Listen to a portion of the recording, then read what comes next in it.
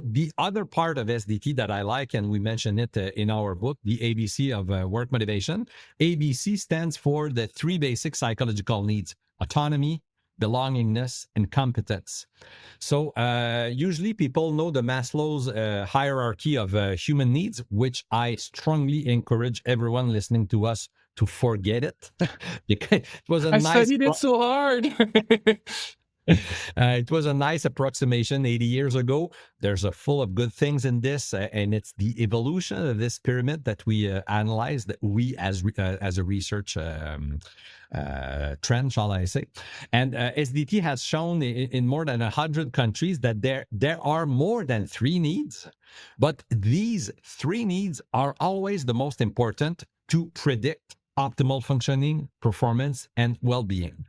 So autonomy is the trickiest to define, because when we see autonomy, people think about liberty, freedom, or independence. It is not the case. We are never independent. We are always interdependent. So autonomy is the capacity to make choices within specific rules and regulation. And it is also the capacity to act authentically, to be your true self. So autonomy is both the perception of choice and congruence or concordance. The second basic psychological need, belongingness, it is the capacity to feel that you can take care of others and vice versa. So you have mutually favorable interpersonal relationships. And finally, competence. No one wakes up in the morning telling themselves, I'm looking forward to experience failure today. We are geared toward success. So these three needs, an image you can have, are the three legs of a stool.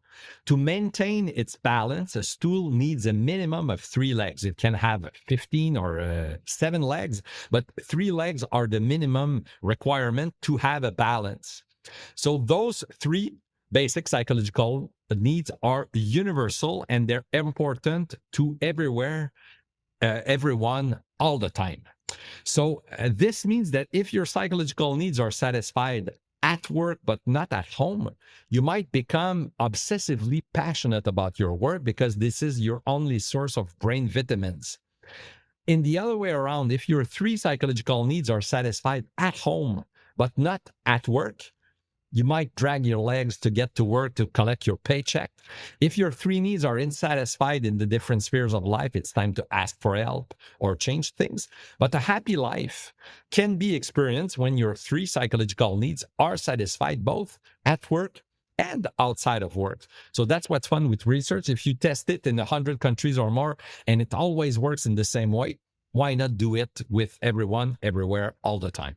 Because we're all human. So basically, so for I understand the self-determination theory and the ABC, which is autonomy, belongingness, and competency, is if you're a human, it basically comes as a package deal, right? Exactly. You're a human, hey, there you go. It comes with the rest.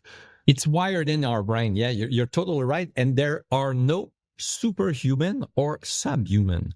We are all humans. The tricky part, another tricky part, is that these basic psychological needs are universal, but they are not uniform. Everyone has a different way of satisfying these needs, but these needs are universal. So there might be some cultural differences in the way we satisfy needs. There might be different ways to satisfy your psychological needs if you work with your hands or if you work with your head. But the underlying motivational principle is always true. You need to know, what choices can I do? What are the limits? How can I be efficient? And how can I connect with others? And you talk about connecting, and it's interesting because also with well-being, and from what I understood, so I want to validate, make sure I understood properly, because, for example, if I have dinner Saturday night with friends, yeah, and it can feed my belonging, yeah. But now when we talk about autonomy, if I go because I want to, because I miss my friends, it's going to be a fun night, can't wait to see them, versus if I feel that I have to because I told them yes, and then I'll disappoint them, but I'm tired, I want to stay home. So basically, so the same event can not feed the sort of brain vitamin. I like that. Yeah. So going out and having dinner with your friends, even though it's the same activity, the process behind it can affect how beneficial it is for you, that same event. You're entirely right. So the what and why of goals are important, and that's exactly one of the titles of one of the most cited SDT article. It's the what and why of goal. The what is not important in as much as the why, but the what has some Importance still matters. it matters, but the why is way more important. For example, if we take your example of the supper, if we take the three needs and the different types of motivation. So if you only do it, if you only go to that dinner to please your life partner, that would be social avoidance. You want to avoid your spouse to criticize you. You might do it because I want to get there and show them the super expensive bottle of wine I bought. So that's introjected and social approach. I want to show that I'm a good host or that I am a good invitee. It could be motivated by identified motivation. I love my friends. I value friendship and family. I will put effort in it even though I'm tired. And intrinsic motivation would be, I love parties. It's always fantastic, and we share good food, good wine. We're having a good time. And then if we go back to the three basic psychological needs and the three legs of the stool, you might feel efficient in going. Some friends, you like them more than others, so belongingness might not be entirely satisfied. And then autonomy, if we are imposing on you to get there, then you lose your balance. But if we are giving you a structure and choices within specific rules and regulations and say, okay, yeah, I choose to go, autonomy, the leg would be solid. So yeah, so the what and why of why you do things is super important for your health, for your happiness, for your performance, both for yourself and also for people around you. As a former and still sometimes people pleaser, and probably people listening to us, some of you identify as people pleasers. So basically, we can actually not hurt ourselves, but we're not helping our well-being if we do things for the wrong reasons, even if they're good things.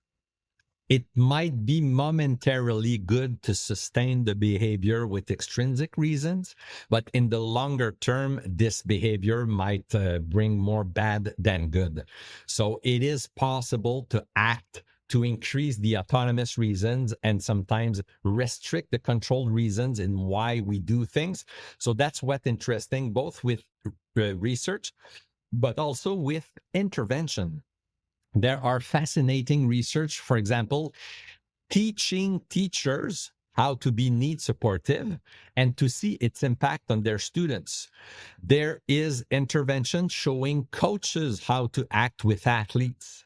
And there are research telling manager and teaching manager how to be more need supportive and the effect it has both on themselves and their employees. And when we are aiming towards the three basic psychological needs of autonomy, competence, and belongingness, we always win. So that's what's fascinating with this theory, is that you are harvesting what's best in humans because it tackles the profound nature of human nature when we identify the three basic psychological needs.